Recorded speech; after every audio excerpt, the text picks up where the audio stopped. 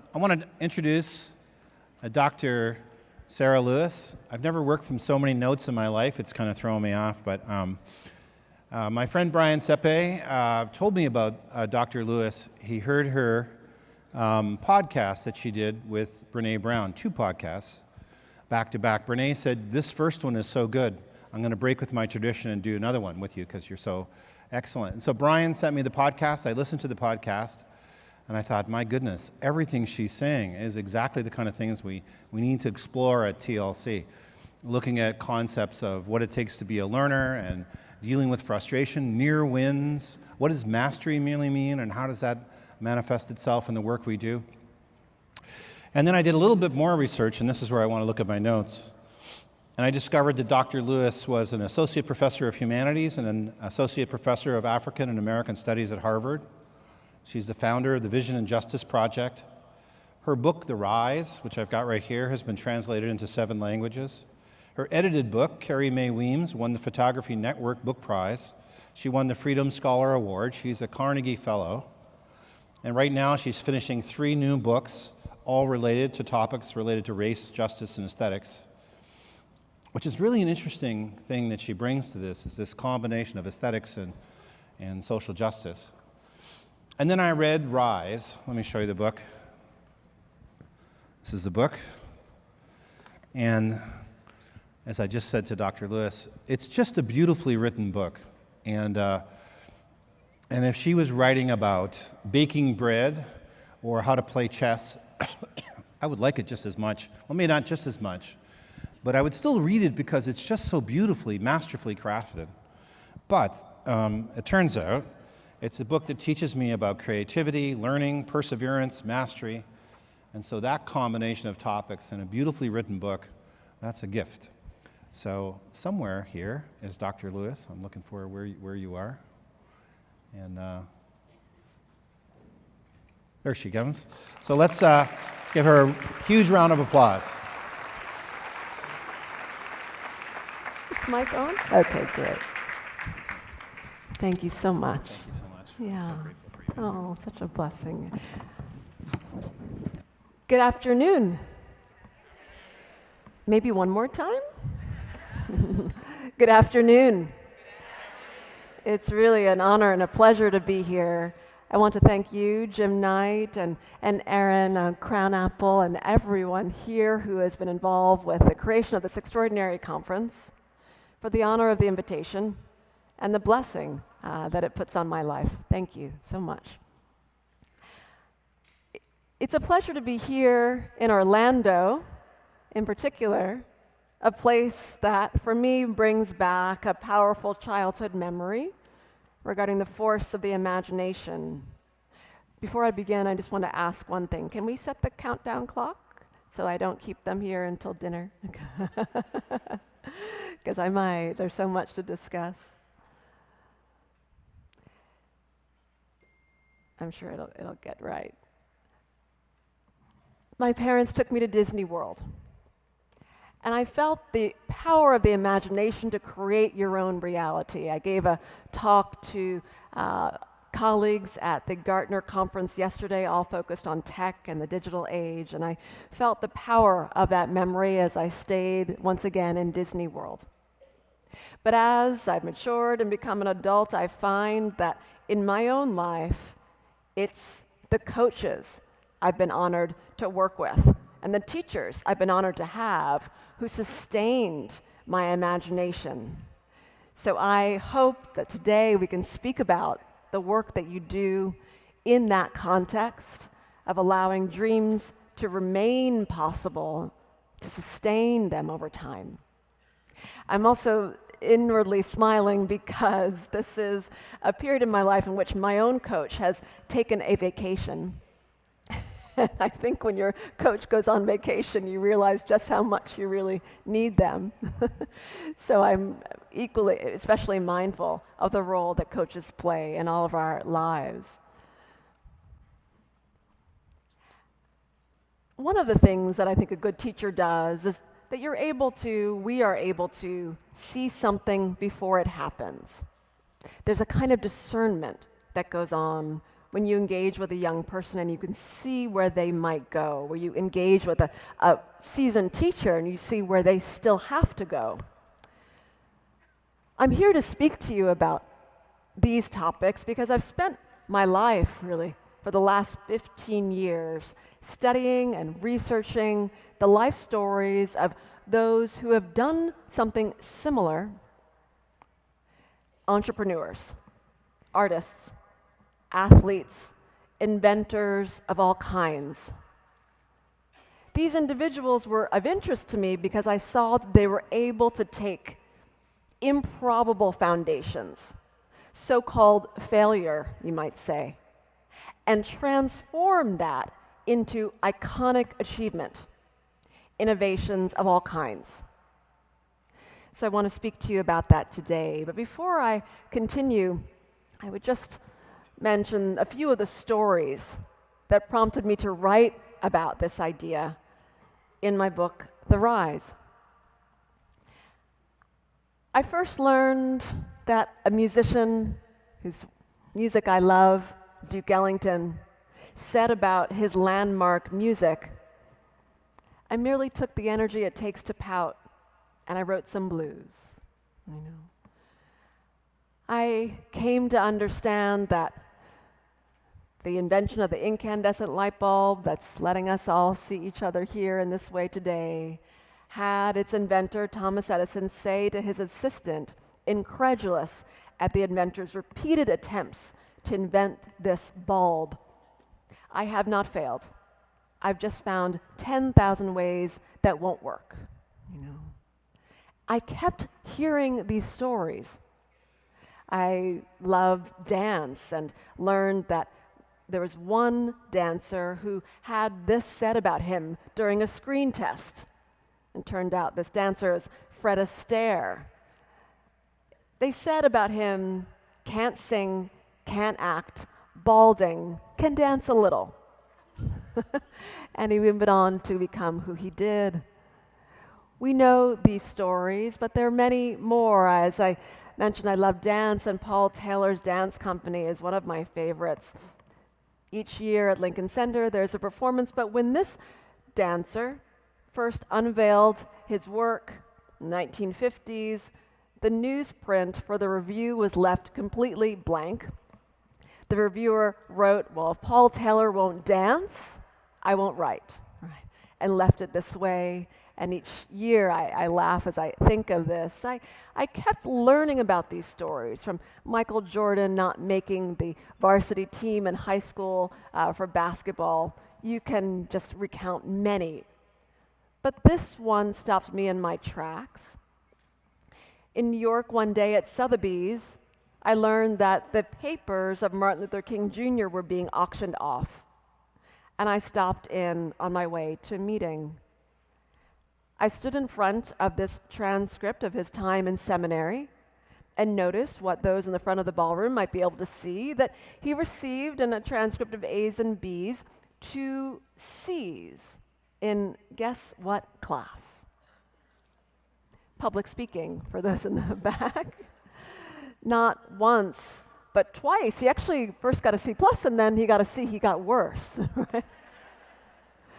What must have happened to King, I wondered, to go on to lead the nation with the power of his spoken truth, right? And what must have happened to that teacher, cognizant that he or she didn't get it right? We know these stories, but they often don't come out until, say, commencement time, when a leader of a kind and inspirational figure has a sure enough position that they feel comfortable disclosing what, in the case of J.K. Rowling, she called the, quote, fringe benefits of failure when she gave her commencement address at Harvard University, where I teach.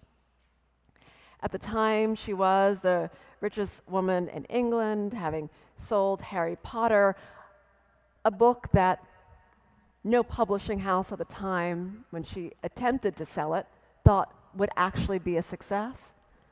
And she recounted more about her journey. I'm not sure what it is about Harvard and failure. You're going to hear me talk about it a great deal, but shortly thereafter, Oprah Winfrey came and spoke too about the importance of failure for offering information through which one can improve, pivot, shift in one's journey.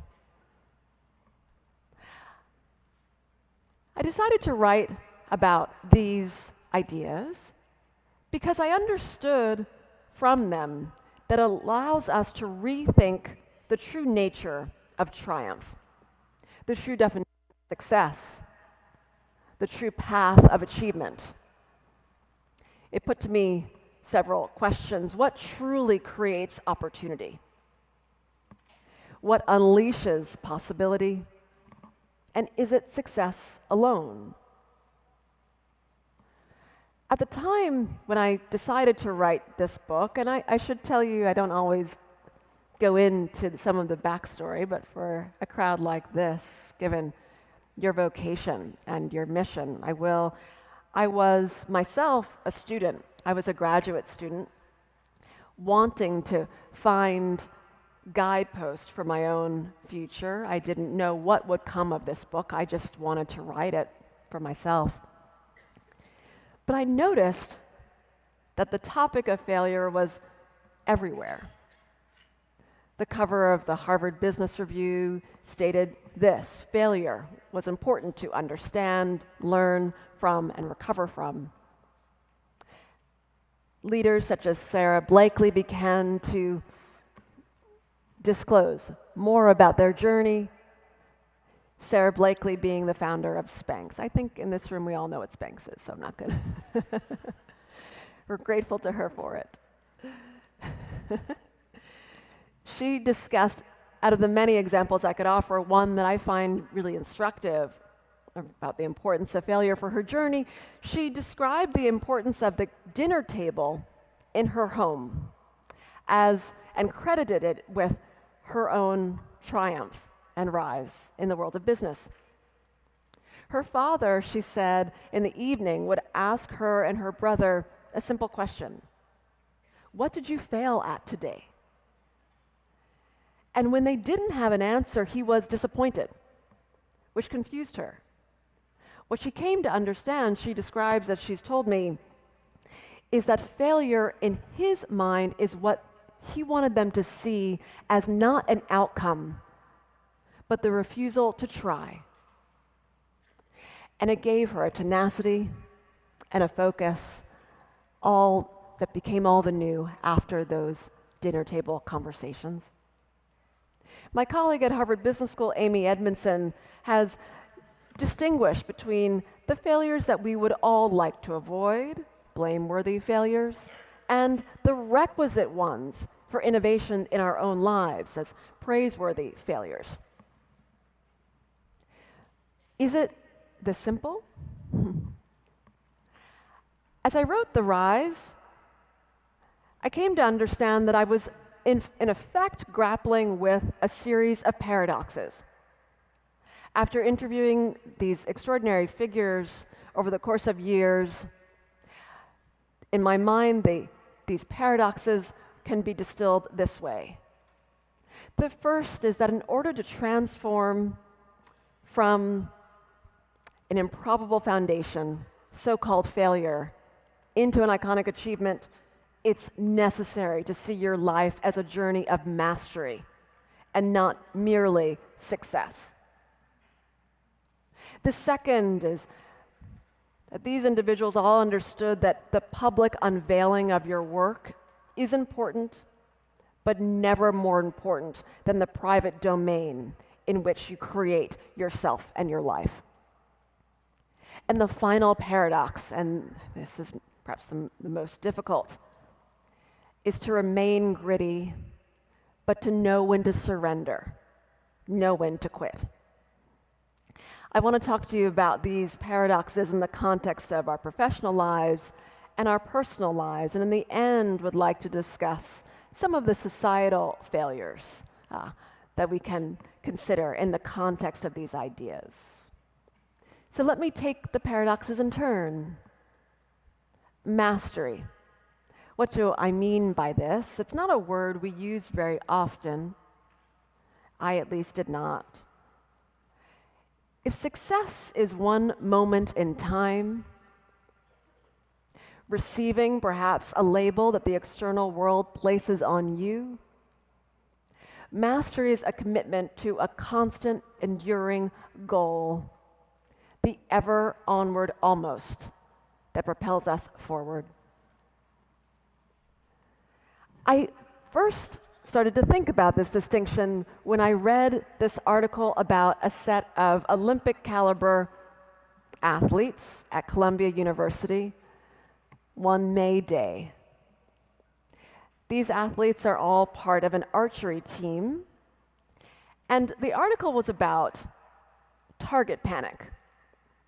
What happens when someone is extremely proficient and gets almost too good, to the point that dysfunctional persistence sets in?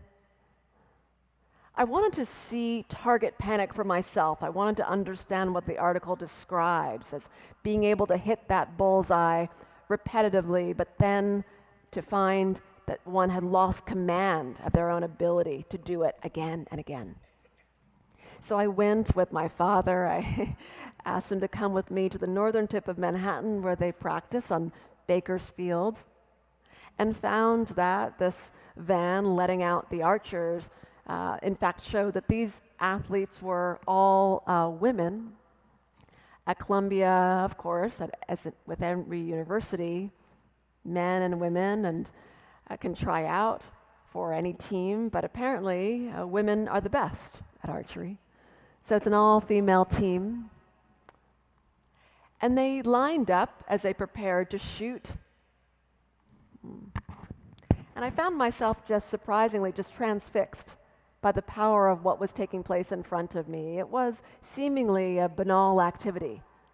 An archer would set up to shoot and would first hit a 7, and then a 9, and then an 8, and then a 10, and the next arrow wouldn't hit the target at all. And I remember one archer asked her coach not to look downrange with his binoculars, because she was so embarrassed. Over time, I would see these athletes kind of starfish on the ground as if they were trying to find what T.S. Eliot would call that still point of the turning world. There they were, trying to find ways to become better than their seconds younger selves for 3 hours. I found myself transfixed by them and didn't know why until I realized that I was looking at the distinction between success and mastery. Success is knowing that you can hit that 10 ring once, and mastery is knowing that it really means nothing if you can't do it again and again. What I asked myself as I watched them, though, was this: what is propelling this pursuit? It's obviously not the glory of having hit that 10 ring, right? It is, in fact, the gap, the near win, the gulf between where you are and where you know you can go. It was a vivid diagram of this idea. Now, what do I mean by the near win? Bless you, I'm hearing some coughs in the room. The near win. Now, we've seen the power of the near win. We see it whenever we watch an Olympic medal stand ceremony, which I think we probably all have in this room.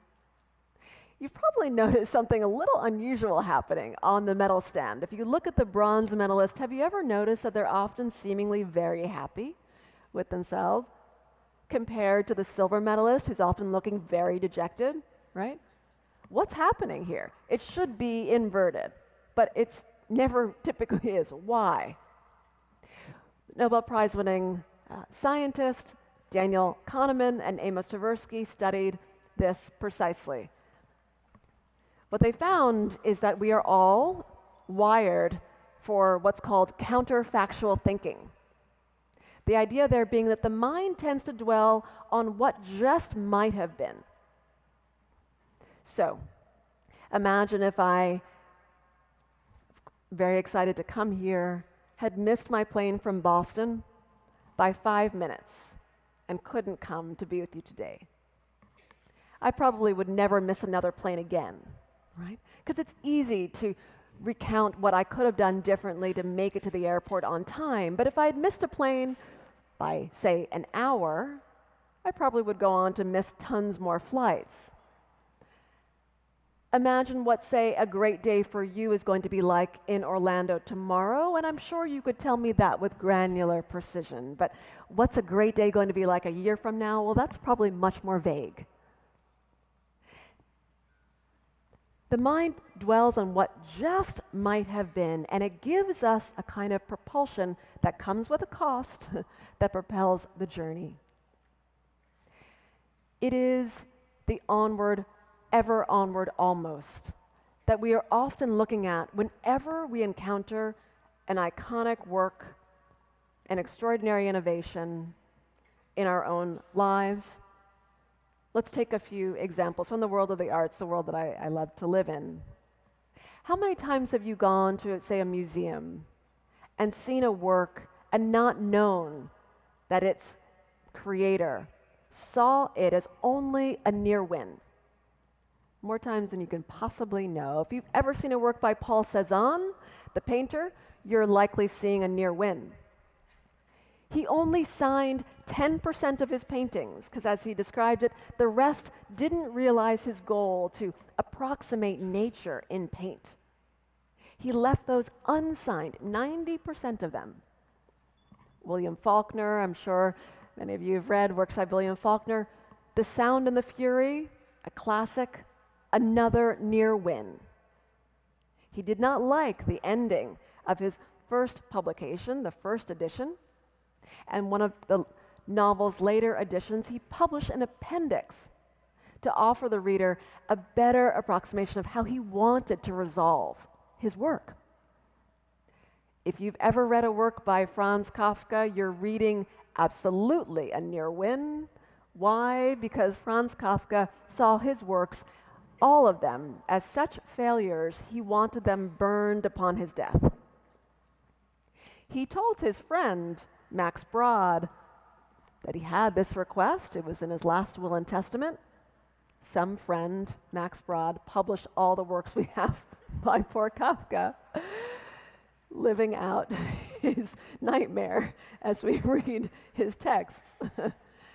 There are countless examples to emblematize this creative path of the artist. I would just offer you this prayer that Michelangelo, who too saw many of his works as near wins only, he stated this: Lord, grant that I may always desire more than I can accomplish.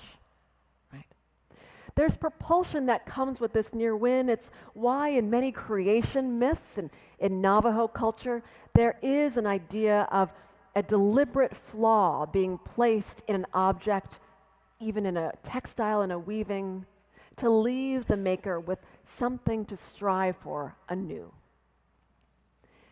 Now, this process is so inbuilt that it can feel daunting to continue in the pursuit.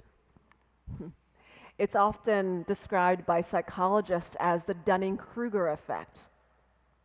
The idea here being that experts often are far more able to see when they are deficient in a skill than, say, a beginner is, and it's why often those who aren't skilled find themselves very confident about what they're doing, and those who are skilled doubt themselves often.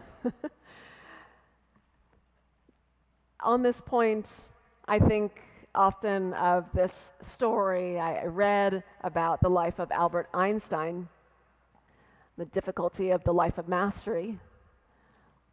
Just to set it up, I'll show you a picture of his office on the last day of his life. Do any of your offices look like this? Mine often does when I'm at my most creative. He was here at work on what he called the theory of everything. I love the back-turned chair with the impression from his body suggesting that he was about to return, that there was still work to do. Around this time, he received a letter from a 6-year-old girl who was worried, as she put it, that she was a little below average in math, wanted his advice. He said to her, ever the master, "Do not worry about your difficulties in math. I can assure you that mine are still greater." What allows for the ease required on the path of mastery? The work that you as coaches do with everyone whom you meet. How do we create the conditions to allow for growth in this daunting terrain? What I found in speaking to many individuals, but this next sort of case study, this individual in particular, Andre Geim, is that there comes a time when you have to drop your expertise. You have to give yourself time to take advantage of the wisdom of the deliberate amateur, as I would put it. Now, to think about this idea, I should tell you I spent a number of years interviewing Andre Geim, who is the first person that we know of, at least, there might be others to come soon, who has won what's called the Ig Nobel Award and went on to win the Nobel Prize. He is the first person to win this award that is given out for pranks, for things that are so hilarious, outlandish in the world of science that it first makes you laugh and then makes you think. He won for levitating a live frog with magnets in '97 and was given the award at Harvard University. I promised this would be a lot more about Harvard and failure than I ever expected when I first read the book, on the left. And you're seeing him win the Nobel Prize on the right. He created a model that many organizations use called Friday night experiments. Times where he permitted his laboratory to drop their expertise and to ask questions that experts alone wouldn't dare. There were many of them, and they took place on Friday nights, and they found that over the years, all of their award-winning work came from this safe haven, this time where no one felt ashamed to ask outlandish questions. One of the questions they had was about whether they could isolate what they were told could be found in graphite, what's in an ordinary pencil, and could revolutionize the communications industry.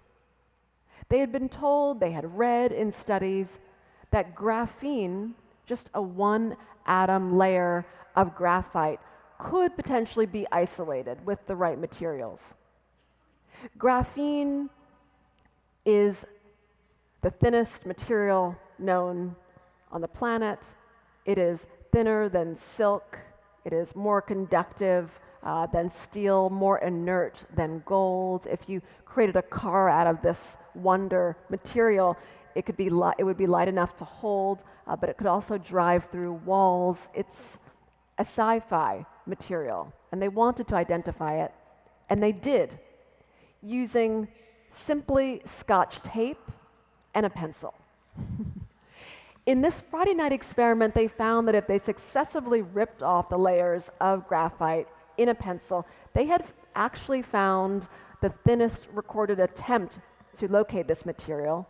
And when they, over the course of 18 months, refined their technique and they published their study in the preeminent journal Nature, they were told that they couldn't possibly have found what they did. Andre Geim likes to recount this and did so even during the interview for the Nobel Prize. He often says, "I don't research, I only search." Adventure is really the pursuit.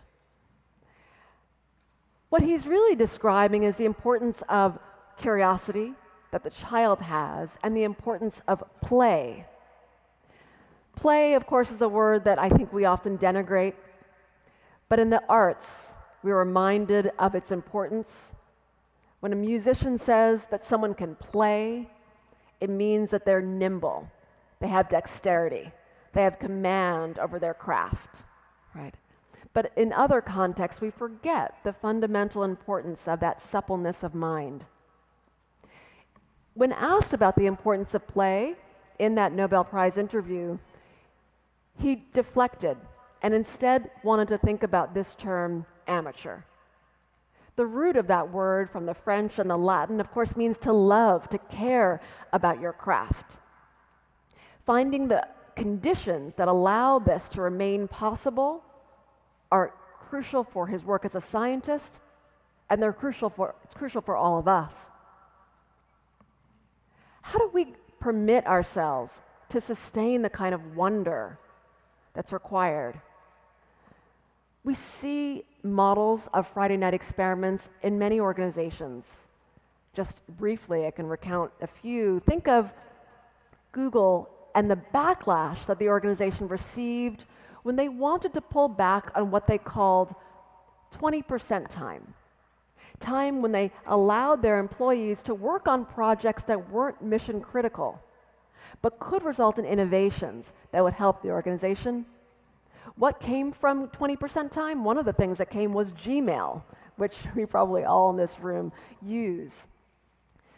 What's often happening in this 20% time, and there are many other models of it, is that we're lowering the barriers to shame which can come about when an innovative idea is so outlandish that it looks like failure before people rally around it and understand how important it is for their own lives.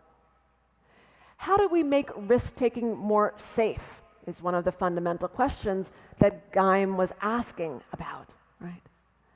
I'll give you one more sort of case study to think about. Friday night experiments.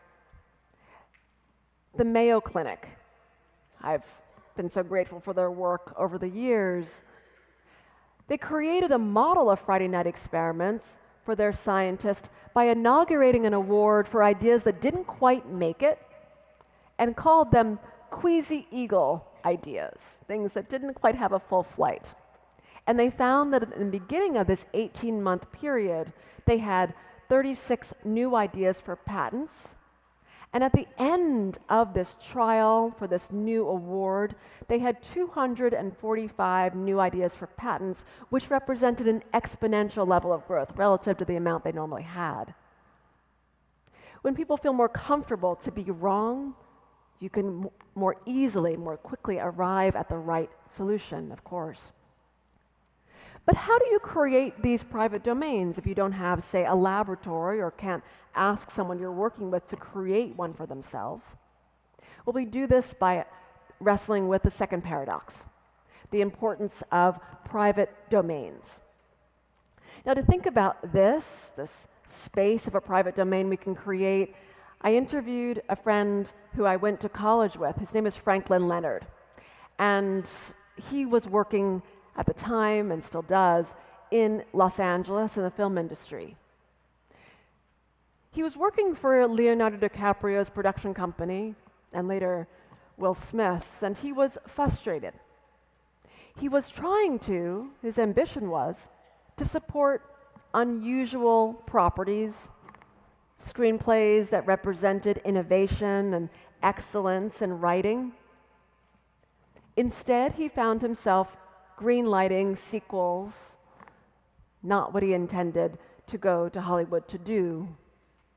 So in his frustration, he used, Gmail, and decided to ask 75 colleagues simple series of questions. What screenplay, all film executives, what screenplay do you secretly love? Second, the caveat was, which screenplay do you love that you know will not be in theaters in 12 months? And finally, just ensure that this film isn't going to be greenlit, that it doesn't have funding yet. The year was 2005, and because of what technology was like then, he could tabulate the answers with a few moves on Excel and send out the document and go on vacation as he did and turn off his phone and come back. And when he did, he found that this document had gone viral in Hollywood, and he called it The Blacklist. Films like Juno, Slumdog Millionaire, Lars and the Real Girl, and even The King's Speech were films that people stated in private were films that they really loved. In public, these were all seen as duds, failures, never going to get made properties. What had Franklin done? Now, this document has become a Netflix-like rolling resource for the film industry to see what properties they should focus on. He didn't intend for it to have this effect. He stumbled onto a way to undo what we can call the Asch experiment. Now, before telling you about this experiment, let me just make sure we understand how this document became a kingmaker and a queenmaker. The King's Speech, written by David Seidler, was a film that he never thought could really get made. A film about a king, a man who stutters the entire time, is not easy to pitch to anyone. He himself, the screenwriter, stuttered, and his family had given him the model of King George to inspire him. He knew, though, that if he went to a film executive with this, they might ask him what he was smoking and where they could get some. So he didn't even try. His children laughed at him for years about this idea. The screenplay ended up landing on the British equivalent of the US blacklist, called the Brit List, and we know what happened. It was made for $150 million. It grossed $500 million at the box office and was nominated for 12 Academy Awards, one of which was Best Original Screenplay, making David Seidler, when he won, the oldest person to win the award at age 77 at the time. So how did one document so radically transform the fortunes of the artists, the screenwriters, and the perceptions of those making decisions? The Asch experiment. Solomon Asch stumbled upon an issue regarding groupthink that we all still contend with really every day of our lives. The experiment is simple. He asked in private what individuals thought of the simple question, which line on the right is equivalent to the line on the left? In isolation, I'm going to give you, as he says, 90% of the time, the correct answer. It's line C, right, is equivalent. What he found next not just perplexed him, but many neuroeconomists who's followed up on this experiment. If an individual is asked the same question with a new condition that all those around them, say all those in this ballroom, have been told to give the wrong answer, so everyone in this ballroom has said the answer is A or B, the subject's correct answer response rate drops to 25%, right? It seems so improbable given how obvious the answer is. And it's why it's fascinated psychologists for the decades. This experiment took place in the 1950s. What is happening in the brain? Solomon Asch wanted to know when individuals gave the wrong answer. What's most startling, he found, is that those individuals didn't even know they had done it. They weren't lying to themselves, they were convincing themselves that they were wrong. Neuroeconomist Gregory Burns followed up on this experiment using an fMRI scanner, looking at what was actually happening in the brain when this was taking place. And what he found is that when we give up on our own correct answer, the body pays a price. He found that in the state of giving the wrong answer, the brain mimicked the condition of fight or flight. There was actually fear, right, in the body in that state. Think of the amount of times in which you've been asked to be creative in a group, innovate together. How many times have you, without knowing it, suppressed the answer that the group needed to hear to go in the next direction? How many times have we let our own inner critic squelch a new idea that needed to come forward. What the experiment shows us is more times than we can possibly imagine, right?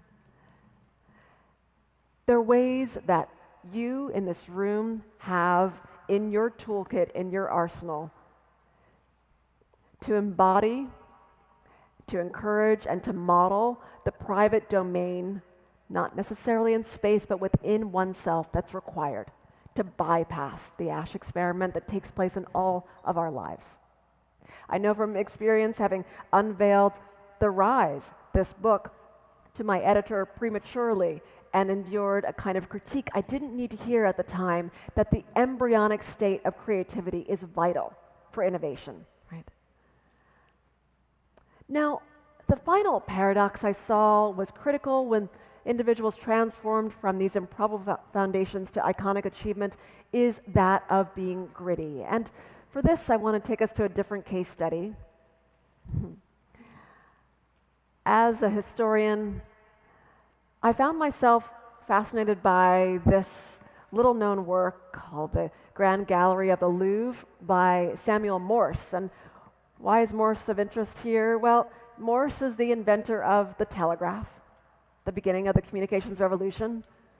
But he, I learned, spent 20 years in the pursuit of being an artist, a painter of great renown, as he wanted to be. He spent this time also teaching. He was the first professor of painting at New York University in 1832. He, though, was struggling. He was unable to support his family and found himself in need of another pursuit. Over time, his students began to see that his room, his studio, was being populated by things other than paint and stretcher bars and canvas, but batteries and wires. In the Oval Office, in the Obama presidency, there was a model of the telegraph, and I'm just showing you an older image of it so you can get a sense of what you can't see right through any other image, and that is that the expression of his failed attempt is evident on the model of the telegraph itself. All those paint marks on that wooden stretcher he intended to use for a painting became the raw materials that he used for this extraordinary, revolutionary discovery. It's hard to imagine how much it transformed society, as comfortable as we are with our devices that I see in the room today. Imagine, though, before the invention of the telegraph, news between Virginia and Philadelphia could take 2 weeks to come, and it became instantaneous, right, after this.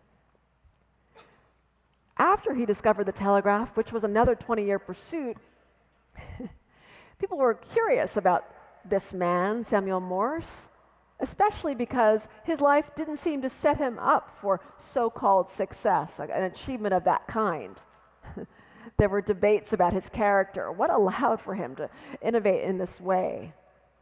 And over time, as he disclosed more, he attributed his success to the failures that came in his life, and he framed it as a journey of mastery. I went to a colleague at the University of Pennsylvania, Angela Duckworth, to understand the riddle of Morse. Angela Duckworth has studied the importance of grit for years. I'm sure many of you in this room know her work intimately. Grit, as she's studied it, is one of the best predictors of achievement in educational context, more so than talent or IQ alone. It's such an impactful finding that she has been sought out by the likes of the leaders of the Secretary of Education at the time, Arne Duncan, and those who have followed, all the way to leaders in the US Army. She has found that grit, which you can define this way, is crucial for all of us. She, in fact, believes that one of the greatest problems with our educational system is that we are letting our students give up too early on themselves. She would like to see a characteristic that's more native to Finland, the idea of sisu, the idea of developing a kind of fortitude in your own character as dominant within our culture too, and has been working on this for some time. What I wanted to understand from her is how grit remains supple, how it doesn't translate into dysfunctional persistence. Right? She told me that currently they're working on the dark side of grit, but she pointed back to the work I was writing about in the arts for the answers. How do you pivot? Remain focused on a goal such as being the most renowned painter in the United States and give it all up in the pursuit of something seemingly to be the opposite of that? How do you remain focused on, as Angela would put it, as she did to me, higher level goals while shifting lower level tactics? Samuel Morse saw innovation as the same, whether it occurred in paint or whether it occurred through batteries and wires. He remained focused on a higher level goal. The tactics had changed. To understand, though, how grit remained supple, I found that it was most instructive for me to think about what I had learned from one other individual who I want to just bring forward here, and that is an explorer, a man named Ben Saunders. I'm actually showing you a picture of him here, although it looks like a total whiteout. He is the only third person in the world ever to trek solo and on foot to the North Pole and South Pole and back. He's British. We were in conversation for many years. He also has a wonderful TED Talk. Here he's trudging to the North Pole. I thought of anyone he could model a kind of near physical grit that I could learn from. But what was most instructive was to hear how he remained mentally fit during moments like this, when what we've done to the planet resulted in the ice floes moving in contradistinction to the direction he wanted to go. So he would trudge with a 200-pound sledge on his back in these sub-50-degree temperatures, pitch his tent at night, wake up, check his GPS, and find that he had erased his gains from the prior day just by sleeping, because the ice sheets were moving backwards, right? How do you sustain yourself in that kind of condition? Well, we know. We often live in a condition in which the ice sheets are moving backwards as we're trying to go forwards. I asked him about his mental fortitude in those moments because it was constant. He said, "I can't think of another word other than surrender to describe how I remained strong." Surrender for him was not quitting. It was not the white flag of retreat. It was, frankly, a spiritual decision not to give up, but to give over the control about conditions that he could not, the fact that those ice sheets were going to move, so that he could remain focused on what he could control.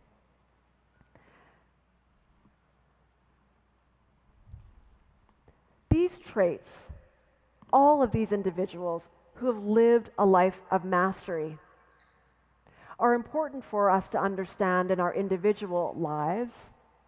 But I want to speak before concluding about how these traits can allow us to think through the failures in society that force on us, I think, increased urgency to consider this journey of mastery. I'm showing you this image here because I'm part of it. You can probably see on the upper left a young boy there who looks a bit like me We have the same large forehead. And I wouldn't be standing here without him. He's a man whose life story reminds me of the importance of overcoming societal failures through your own grit and how it remains supple through your own ability to shelter yourself from some of the ways that life can batter you, through the ways in which mastery plays a role in all of our lives. He was, I learned when he passed, in the 11th grade in a public school in New York City, and he had just one question for his teacher at the time. Why does the world around me, and it was 1926, why does the world around me not look the way it does in these history textbooks? Where are African Americans? Where are Latinx folks? Where are Native Americans? Where are Asian Americans? Where's the whole world in these textbooks? And the answer his teacher gave him was that African Americans in particular had done nothing to merit inclusion.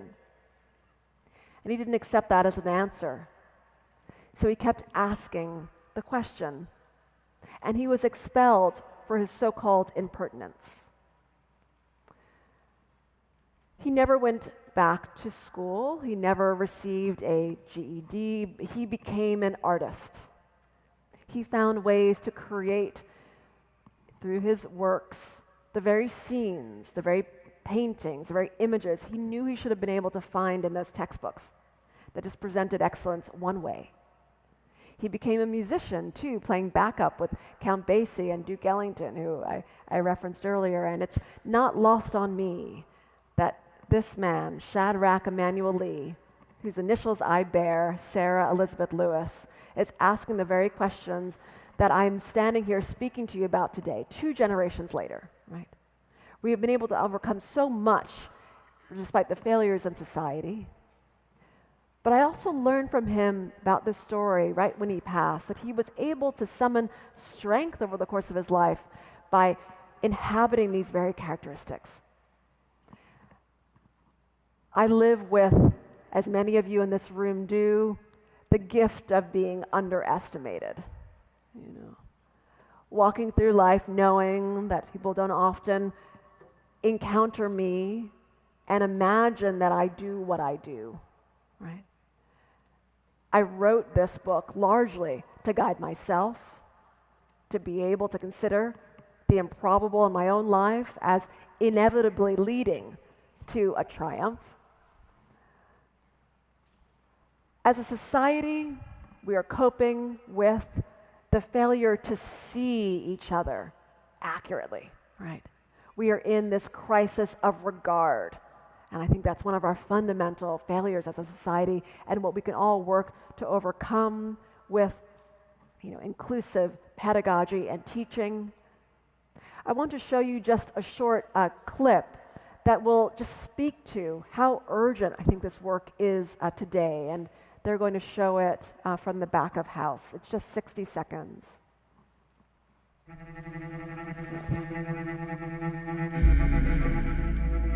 We hold these truths to be self-evident. That all men are created equal. That they are endowed by the Creator with certain unalienable rights. that among these are life, liberty, and the pursuit of happiness.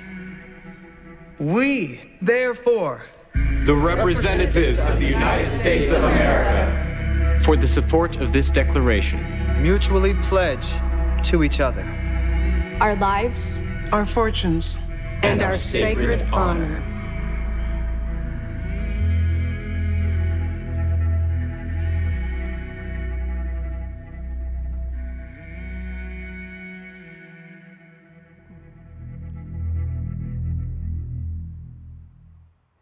Thank you.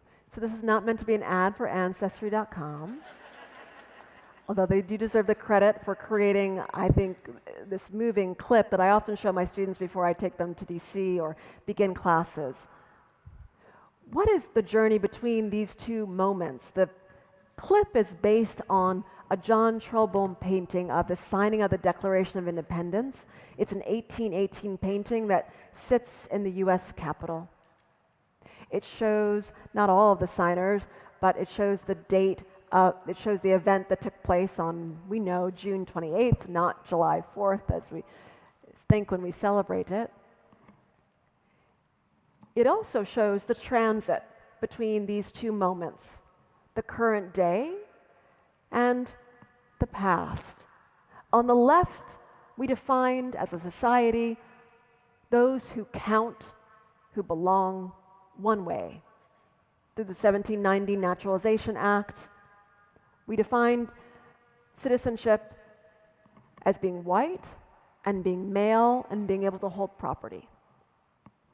The current definition of citizenship is still contested far broader. What is the transit between these two moments?